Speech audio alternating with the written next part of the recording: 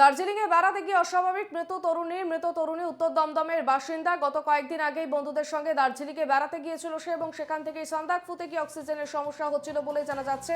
তারা প্রত্যেকেই টুংলুরতে নেমে আসেন এবং গতকাল রাতে হঠাৎই শ্বাসকষ্ট শুরু হয় তরুণীর। তিনি পড়ে যান বলেই পরিবার সূত্রে খবর। হাসপাতালে নিয়ে গেলে তরুণীকে মৃত বলে ঘোষণা।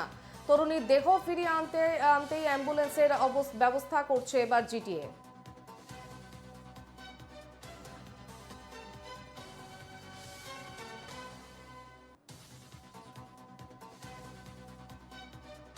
এই বিষয়ে তার পরিবার থেকে শুরু করে স্থানীয়রা কি বলছেন শোনাবো।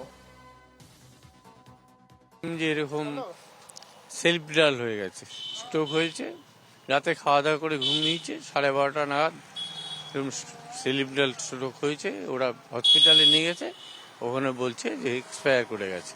এইটুকুই আমরা এত দূরে আছি এই শুনেছি। সান্দাকফুতে একটু অসুবিধা হচ্ছে বলে ওরা টুংলুতে নেমে এসেছিল। টুংলুতেই ছিল যখন টুংলুর হোটেলে ছিল। হ্যাঁ, দুর্ঘটনা সে সময় টুংলুর হোটেলেই হয়েছে রাত্রেবেলা।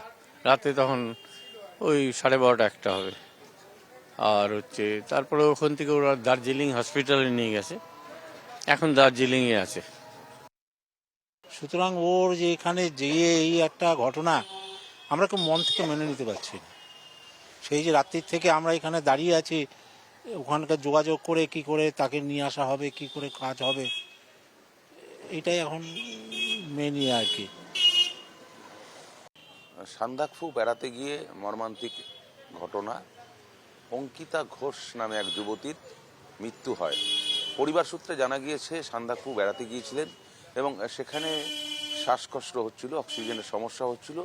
সেই জন্য তারা তড়িঘড়ি টুংলুতে নেমে আসেন এবং সেখানেই রাত্রি যাপন করেন এবং রাত্রিবেলায় খাওয়া দাওয়ার পর যখন তিনি ঘুমান তারপরেই তিনি অসুস্থতা বোধ করেন এবং সেখানেই তার সেরিব্রাল হয় এবং তারপর সঙ্গে সঙ্গে তাকে হাসপাতালে নিয়ে যাওয়া হয় এবং চিকিৎসকরা তাকে মৃত বলে ঘোষণা করেন। ঘটনার পরেই বাড়িতে জানাজানি হয় এবং শোকের ছায়া নেমে যায় এলাকায়। কিন্তু ঘটনার মূল কি হয়েছে সেটা কিন্তু এখনো পরিষ্কার নয়। মৃতদেহ ময়নাতদন্ত হচ্ছে দার্জিলিং হাসপাতালে এবং তারপর ফিরে আসবে এখানে পরিবারের কাছে এবং তারপর জানা যাবে ঘটনাটি কি ঘটেছিল। ক্যামেরায় রাজশেখরের সঙ্গে সুস্মিত, এনকেটিভি বাংলা, দমদম। অর্থাৎ মৃত্যুর কারণ নিয়ে এখনো পর্যন্ত ধোঁয়াশা রয়েছে এবং তরুণীর দেহ ফিরিয়ে আনতে অ্যাম্বুলেন্সের ব্যবস্থা করছে জিটিএ। যেমনটা জানা যায় যে সান্দাকফুতে গিয়ে অক্সিজেনের সমস্যা হচ্ছিল ওই তরুণীর, এমনটাই জানা যাচ্ছে।